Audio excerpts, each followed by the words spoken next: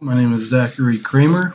I started my internship at PricewaterhouseCoopers LLP, PwC, a Big Four accounting firm in Chicago, and I was in the tax department. I started my internship on January 6th and ended March 27th. I was in the Mid-Central Region Tax Department. The department name is Specialized Tax Services, aka STS.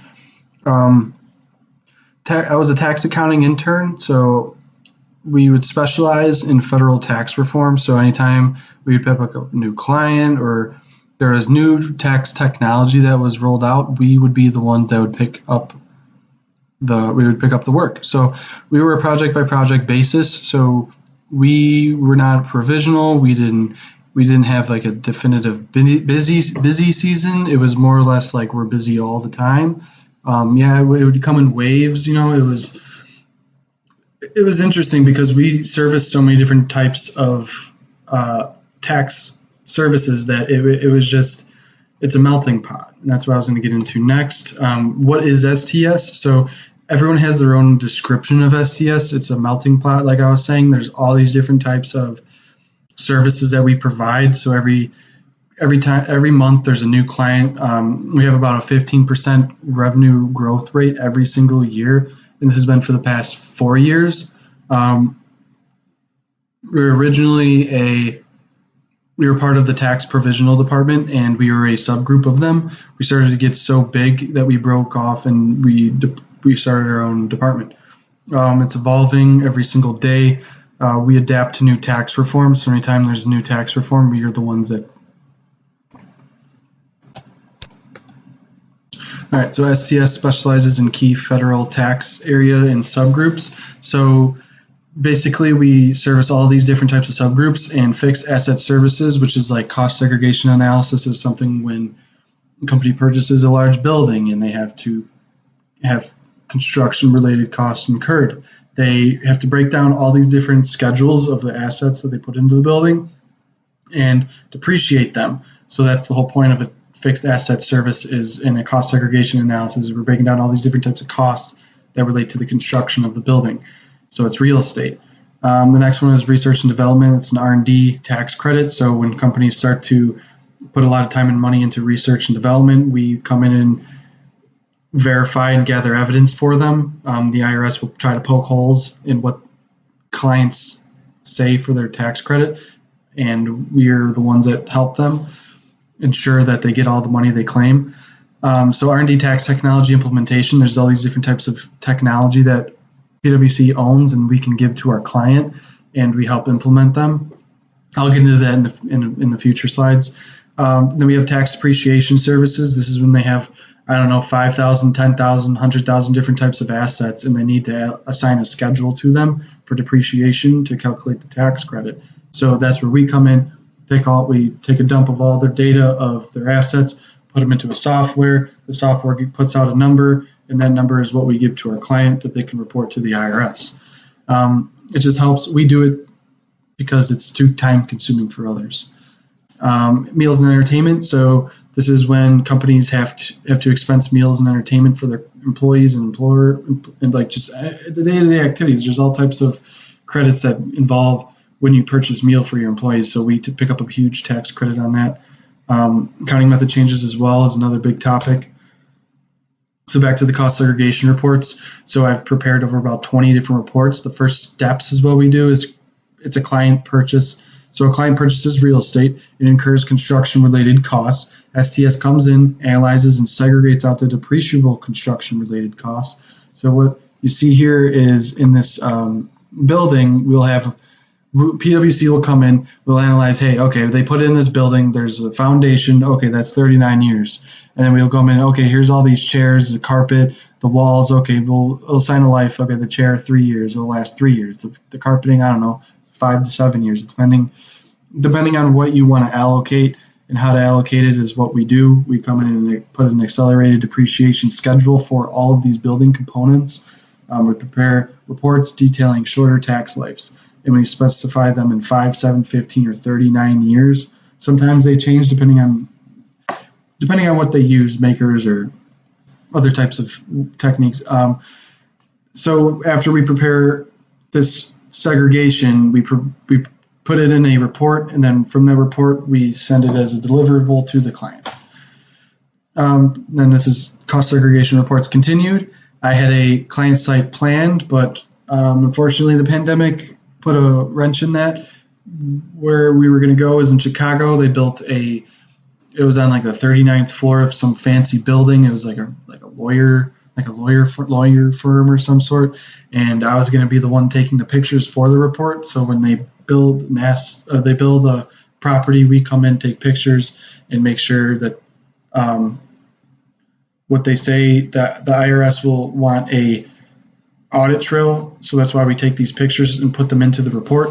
I originally started only drafting the report, but then I started to add things and calculate the numbers that go into it.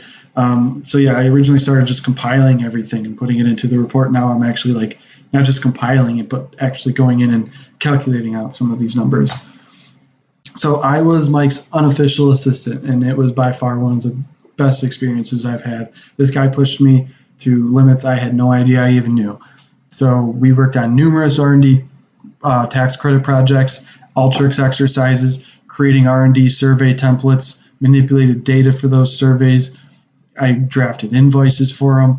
I finalized bills for him. I did everything. Like anytime he needed something, I was the go-to for. It was actually rather interesting because he was a senior manager, and typically interns don't work with senior managers. So it was actually an interesting dynamic because me and him worked pretty closely. This is more stuff that he actually had me do. So one thing that we do in STS is it's called RCS. It's an RCS day. It's a research and development credit service. Basically what it is, it's PwC's proprietary software. And what we did was create a proprietary software that allows a nationwide implementation of an R&D credit simultaneously. So like everyone has access to the same one. It's nationalized. There's a standardized R&D process now. Before this roadshow came in, everyone in the nation did their own way of R&D credits. Now it's completely scrapped. We all do it a specific way. And this STS Productivity Roadshow is where they came in and they taught us. I was tasked with helping create some of the dummy data to teach our team. So I was able to help our team out with that. And Mike was one of the people I was working with. And just some other things that I added in here was I created AFS and ANC clearance. So authorization for services, AFS, just non-audit independence clearance. So you want to have clearance for that. Acceptance and continuance. We want to have a continuance process. Anytime you want to keep working with the same client, you have to go through both of these procedures, AFS, ANC. And typically, senior associates and interns do this. So I went to the client site in Chicago at the Prudential Plaza. This is where we did R&D credits, and I was gathering evidence for an R&D credit. It was actually an awesome experience. I learned a lot of very valuable things. What the whole point of it was is I was tasked with drafting a memo, and I would have to take notes and gather evidence to make sure the R&D credit that this firm was saying, or that they were saying they qualified for, they actually qualified for. And there's all these different types of elements that get jumbled into making sure that these clients weren't missing anything, and they're ensuring that everything was added and deducted properly. So that's where we came in and I helped out.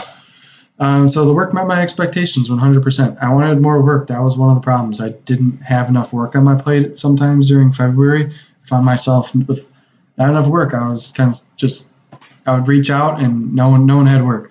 That's just the nature of STS. So busy season was typically during the summertime.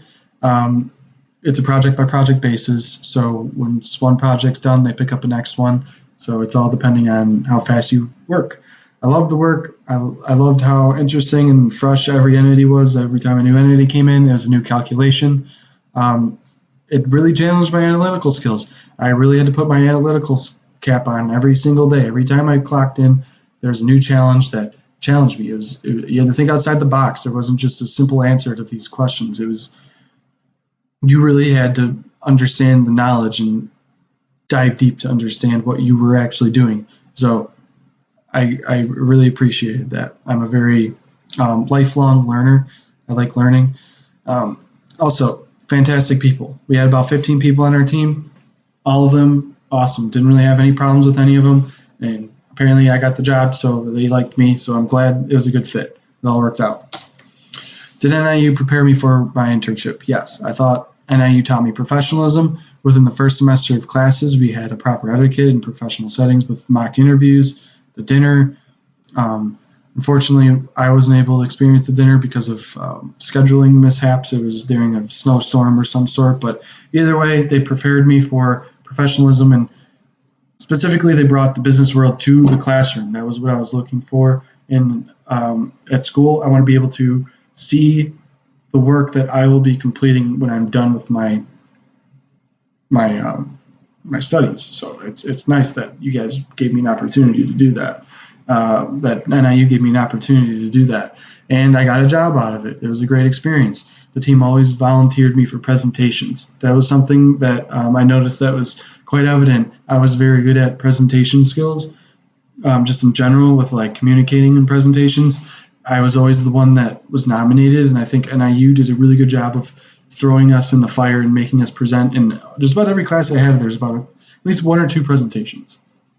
Just wanted to note. So how did I personally prepare for my internship? I participated in PwC's Case Challenge in 2018. I was at ECC with Mr. Dave Packard. He was the managerial accounting professor there, and he hand-selected the top students with the highest earning exam scores for that period, and I was one of them, so I got to participate in the Case Challenge. I also participated in PwC's Elevate program in 2018. I added very beneficial data analytics minor to my schedule. I specifically wanted to have data analytics in my list of tools because that's where everything's moving. Everything's going to be data analytics. Analyze this, analyze that, manipulate this, data manipulate that. Everything in STS, not everything. A lot of STS revolved around manipulating data. So data manipulation, having an IT and engineering background helped. I know how to code. I understand coding. So when we had clients that are engineering for research and development, there's a lot of there's a lot of technical engineering jargon that was used. So I was able to pick up on it rather fast. So it was nice. What was the most enjoyable part of my internship? I'd say the food. Partners with the lunch. They were awesome. I had so many great experiences. I went on about 4 lunches with partners. The first one was at a fancy restaurant in the city, and I ate a steak. It was a really good steak. I was very impressed. Second was at a dive bar. We ate a beer, or not a beer.